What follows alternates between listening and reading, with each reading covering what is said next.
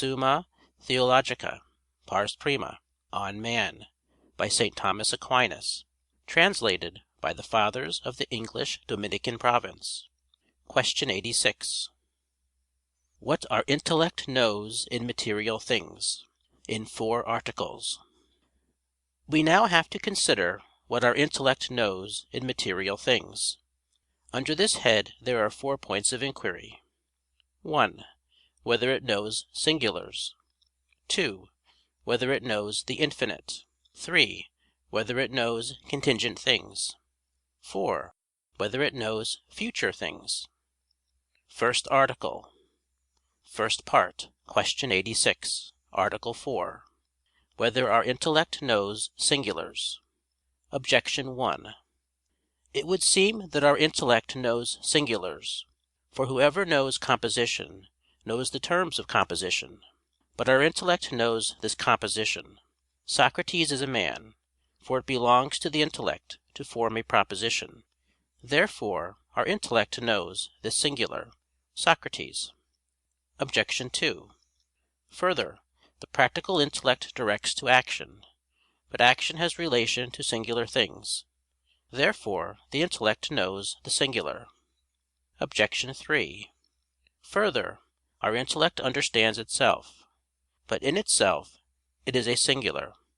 Otherwise it would have no action of its own. For actions belong to singulars.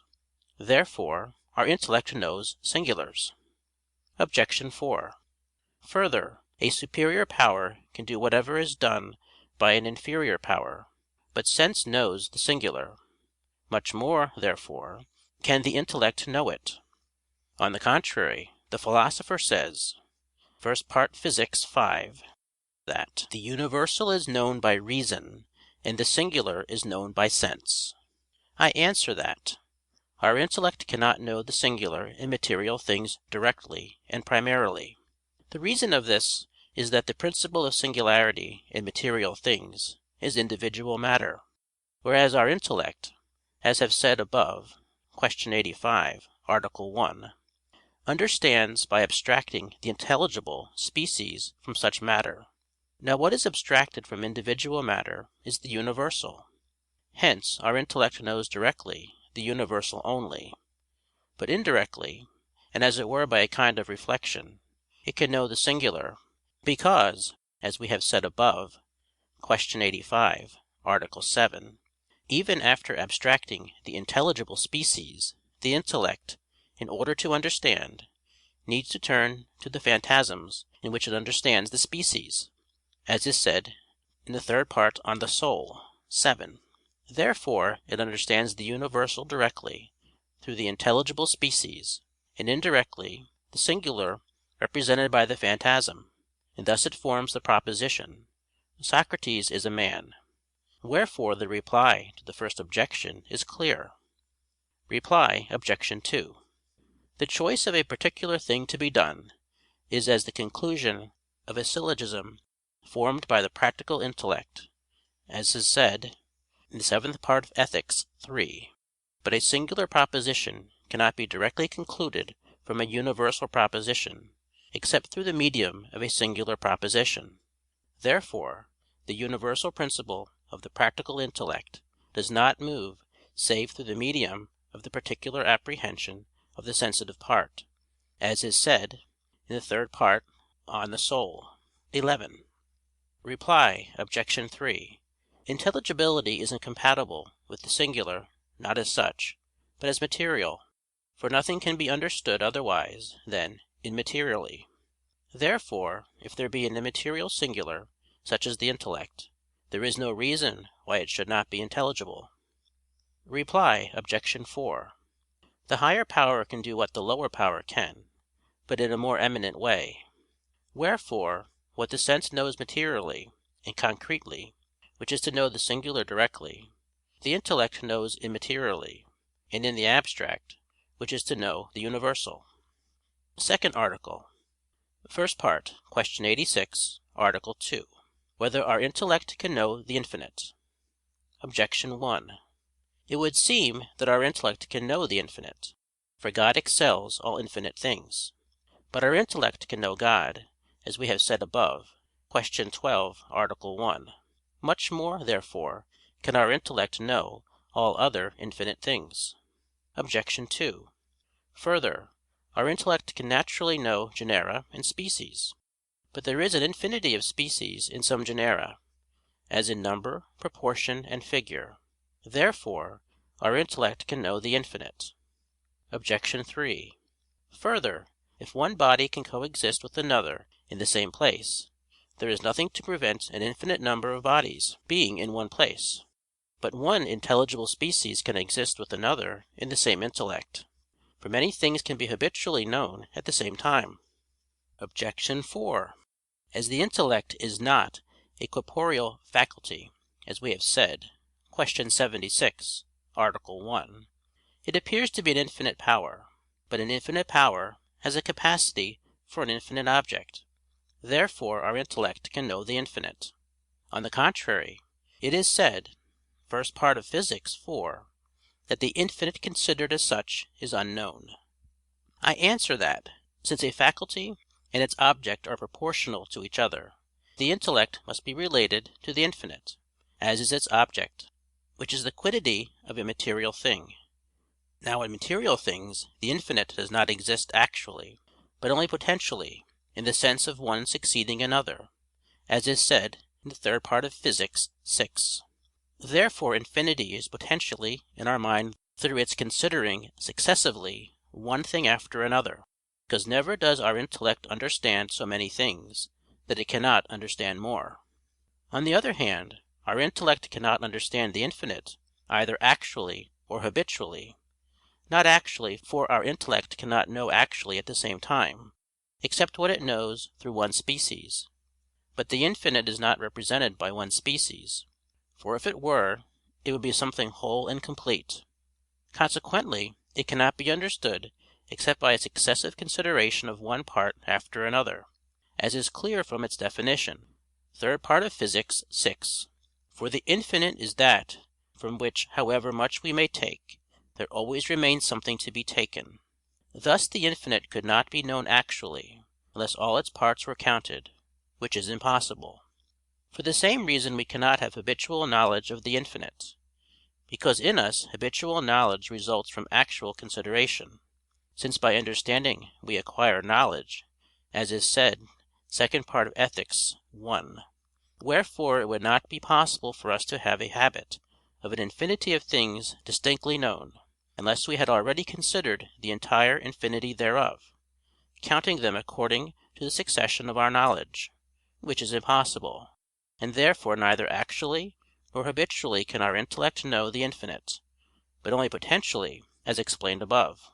Reply Obj. 1: As we have said above (Q. 7, A. 1), God is called infinite because he is a form unlimited by matter; whereas in material things the term infinite is applied to that which is deprived of any formal term, and form being known in itself, whereas matter cannot be known without form, it follows that the material infinite is in itself unknowable, but the formal infinite, God, is of himself known.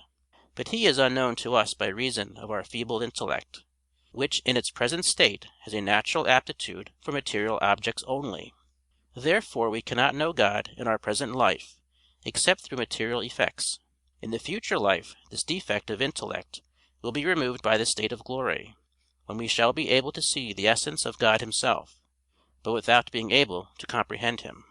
Reply Obj. 2: The nature of our mind is to know species abstracted from phantasms. Therefore it cannot know actually or habitually species of numbers or figures that are not in the imagination, except in a general way, and in their universal principles; and this is to know them potentially and confusedly. Reply Obj. 3: If two or more bodies were in the same place, there would be no need for them to occupy the place successively, in order for the things placed to be counted according to the succession of occupation. On the other hand, the intelligible species enter into our intellect successively, since many things cannot be actually understood at the same time, and therefore there must be a definite and not an infinite number of species in our intellect. Reply Obj. 4: As our intellect is infinite in power, so does it know the infinite. for its power is indeed infinite, inasmuch as it is not terminated by corporeal matter. Moreover, it can know the universal, which is abstracted from individual matter, and which consequently is not limited to one individual, but, considered in itself, extends to an infinite number of individuals. Third Article. First Part. Question 86, Article 3. Whether our intellect can know contingent things? Objection 1. It would seem that the intellect cannot know contingent things, because, as the Philosopher says (Sixth Part of Ethics, 6), the objects of understanding, wisdom, and knowledge are not contingent, but necessary things. Objection 2. Further, as stated in Fourth Part Physics 12, what sometimes is and sometimes is not, is measured by time. Now the intellect abstracts from time, and from other material conditions. Therefore, as it is proper to a contingent thing sometime to be, and sometime not to be, it seems that contingent things are not known by the intellect. On the contrary, all knowledge is in the intellect. But some sciences are of the contingent things, as the moral sciences, the objects of which are human actions subject to free will; and again, the natural sciences, in as far as they relate to things generated and corruptible. Therefore the intellect knows contingent things. I answer that, contingent things can be considered in two ways, either as contingent, or as containing some element of necessity, since every contingent thing has in it something necessary. For example, that Socrates runs, is in itself contingent, but the relation of running to motion is necessary, for it is necessary that Socrates move if he runs. Now contingency arises from matter, for contingency is a potentiality to be or not to be, and potentiality belongs to matter; whereas necessity results from form, because whatever is consequent on form is of necessity in the subject. But matter is the individualizing principle, whereas the universal comes from the abstraction of the form from the particular matter. Moreover, it was laid down above (Article 1) that the intellect of itself indirectly has the universal for its object, while the object of sense is the singular, which in a certain way is the indirect object of the intellect, as we have said above (Article 1). Therefore the contingent, considered as such, is known directly by sense and indirectly by the intellect, while the universal and necessary principles of contingent things are known only by the intellect. Hence if we consider the objects of science in their universal principles, then all science is of necessary things. But if we consider the things themselves, thus some sciences are of necessary things, some of contingent things. From which the replies to the objections are clear. Fourth Article. First Part. Question 86, Article 4. Whether our intellect can know the future? Objection 1. It would seem that our intellect knows the future. For our intellect knows by means of intelligible species abstracted from the here and now, and related indifferently to all time. But it can know the present. Therefore it can know the future. Objection 2. Further, man, while his senses are in suspense, can know some future things, as in sleep and in frenzy; but the intellect is freer and more vigorous when removed from sense. Therefore the intellect of its own nature can know the future. Objection 3. The intellectual knowledge of man is superior to any knowledge of brutes. But some animals know the future; thus crows by their frequent cawing foretell rain. Therefore much more can the intellect know the future. On the contrary, it is written (Ecclesiastes 8:6, 7), "There is a great affliction for man, because he is ignorant of things past, and things to come he cannot know by any messenger." I answer that, we must apply the same distinction for future things as we applied above (Article 3) to contingent things. For future things considered as subject to time are singular, and the human intellect knows them by reflection only, as stated above (Article 1). But the principles of future things may be universal, and thus they may enter the domain of the intellect and become the objects of science. Speaking, however, of the knowledge of the future in a general way, we must observe that the future may be known in two ways, either in itself or in its cause. The future cannot be known in itself save by God alone, to whom even that is present which in the course of events is future, forasmuch as from eternity his glance embraces the whole course of time, as we have said above when treating of God's knowledge (Q. 14, A. 13). But forasmuch as it exists in its cause, the future can be known by us also; and if indeed the cause be such as to have a necessary connection with its future result, then the future is known with scientific certitude, just as the astronomer foresees the future eclipse. If, however, the cause be such as to produce a certain result more frequently than not, then can the future be known more or less conjecturally, according as its cause is more or less inclined to produce the effect. Reply Obj. 1. This argument considers that knowledge which is drawn from universal causal principles, from these the future may be known, according to the order of the effects to the cause. Reply Obj. 2. As Augustine says, 12th part of Confessions, 12th part of the literal meaning of Genesis 13, the soul has a certain power of forecasting, so that by its very nature it can know the future. Hence when withdrawn from corporeal sense, and, as it were, concentrated on itself, it shares in the knowledge of the future. Such an opinion would be reasonable if we were to admit that the soul receives knowledge by participating the ideas, as the Platonists maintained, because in that case the soul by its nature would know the universal causes of all effects, and would only be impeded in its knowledge by the body, and hence when withdrawn from the corporeal senses it would know the future. But since it is connatural to our intellect to know things, not thus, but by receiving its knowledge from the senses, it is not natural for the soul to know the future when withdrawn from the senses. Rather does it know the future by the impression of superior spiritual and corporeal causes; of spiritual causes, when by divine power the human intellect is enlightened through the ministry of angels, and the phantasms are directed to the knowledge of future events; or by the influence of demons, when the imagination is moved regarding the future known to the demons, as explained above (Q. 57, A. 3).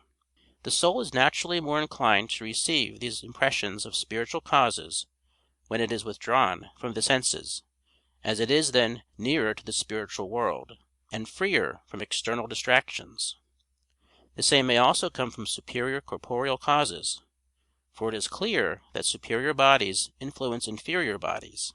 Hence, in consequence of the sensitive faculties being acts of corporeal organs, the influence of the heavenly bodies causes the imagination to be affected; and so, as the heavenly bodies cause many future events, the imagination receives certain images of some such events.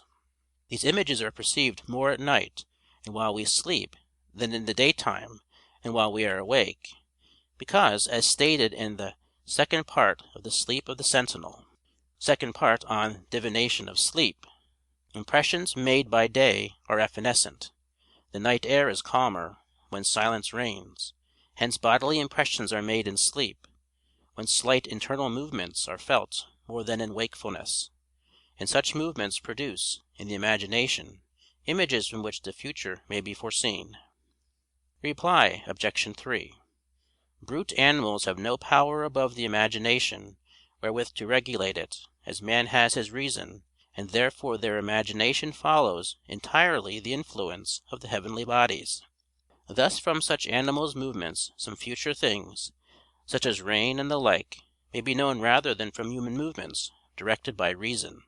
Hence the Philosopher says, the Sleep of the Sentinel, that some who are most imprudent are most far-seeing, for their intelligence is not burdened with cares, but is as it were barren and bare of all anxiety, moving at the caprice of whatever is brought to bear on it. End of Question 86. Recording by Greg Giordano, Newport Richey, Florida.